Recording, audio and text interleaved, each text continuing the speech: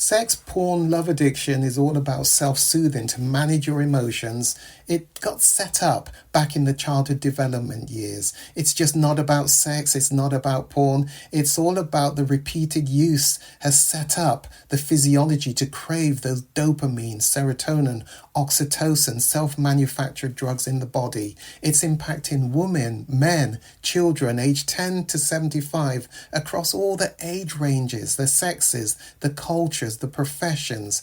It increased exponentially during COVID lockdown and impacting so many lives. The Kairos Centre has created the first online comprehensive sex, porn, love addiction. It's a video on demand recovery program which you can access from anywhere in the world and begin to see identifiable changes just within 6 weeks of beginning this weekly program. Kairos means your appointed time.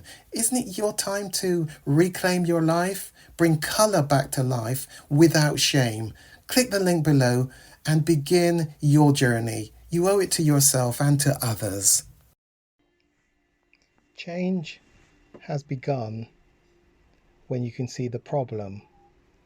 If you can't even see the problem or recognize the problem because it lives in the unconscious, the unseen, then it's going to be impossible to effect change. Change is on a continuum. First of all, you need to recognize the problem, and often that means moving it from the unconscious to the conscious. I often talk about a Mission Impossible infrared line that goes along horizontally. Everything below that line is the unconscious, and everything above the infrared line is the conscious. And what we at the Kairos Centre, certainly what I, Gary McFarlane, am really always seeking to do in therapy is help a client to move stuff from the unseen, from the unconscious to the conscious. Because when you can see the problem, because it's moved into the consciousness, then we use a highlighter pen to make it very prominent and very visible, because what you can see, you now get a chance to go after and effect change. What you could not see, you had no hope of doing anything about it. You had no hope of effecting change. It's on a continuum.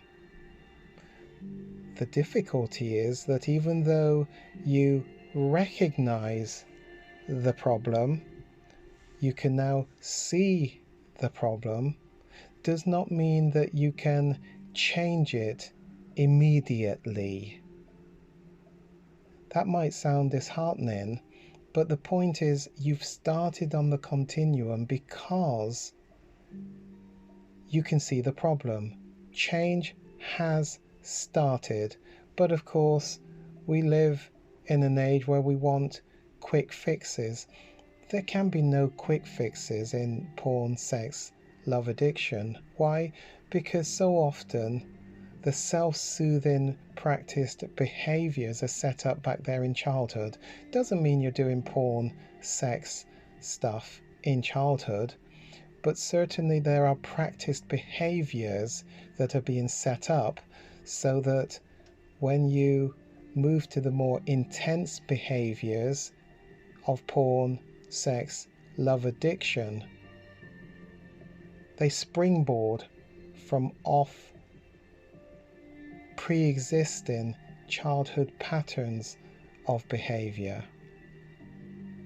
Because you can see the problem, you can now go after it. And it's a matter of repeatedly getting up, dusting off when you experience relapses.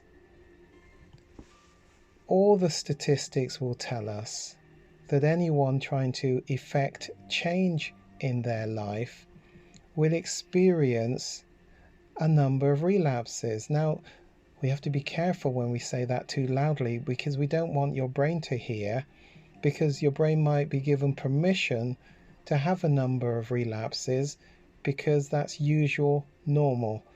And I do brain surgery on my clients where I cut the top of their skull off, I remove their brain and I put it on the chair next to them, and then I have a conversation mostly with their brains where I say, brain, that was not permission to act out. You do not, brain, have permission to act out at all. It's really important that at a time of relapse, you get up, you dust off, and you get back in the fight. Those that achieve and effect change are those that got up, dusted off, and got back in. And here's a poem to illustrate that. It's headed an autography in 5 short chapters. It's actually, the correct heading is a poem by Portia Nelson, and it's entitled There's a Hole in My Sidewalk, The Romance of Self-Discovery. Let me read it to you. Verse 1, I walk down the street, there's a deep hole in the sidewalk. I fall in, I am lost, I am helpless. It isn't my fault. It takes forever to find a way out. Verse 2, I walk down the same street, there's a deep hole in the sidewalk. I pretend I don't see it. I fall in again. I can't believe I'm in the same place. But it isn't my fault. It still takes a long time to get out.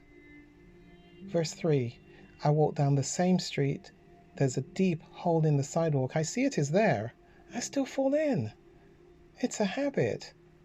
But my eyes are open. I know where I am. It is my fault. I get out immediately.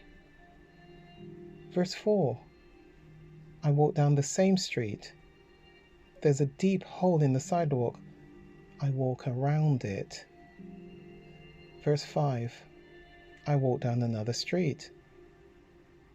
And I read this poem to every one of my clients as a part of the feedback, having done a detailed history taking, to explain this is where sobriety really starts. It's all about moving stuff from the unconscious to the conscious, but recognize, because you can see the problem, it may take time to effect change, to achieve sobriety. And this poem reminds us that we see the problem, we know the problem we want to avoid, you set out to avoid the problem, and you fall in repeatedly. So you get up, you remember to watch out for that trigger, for that problem, and you fall in the problem again. And that can go on repeatedly for a number of times, very frustratingly. But you get up and you dust off, and one day you look behind you and the hole's behind me. How did I get around it? You got around the hole because each time you were falling in it, you were learning from it.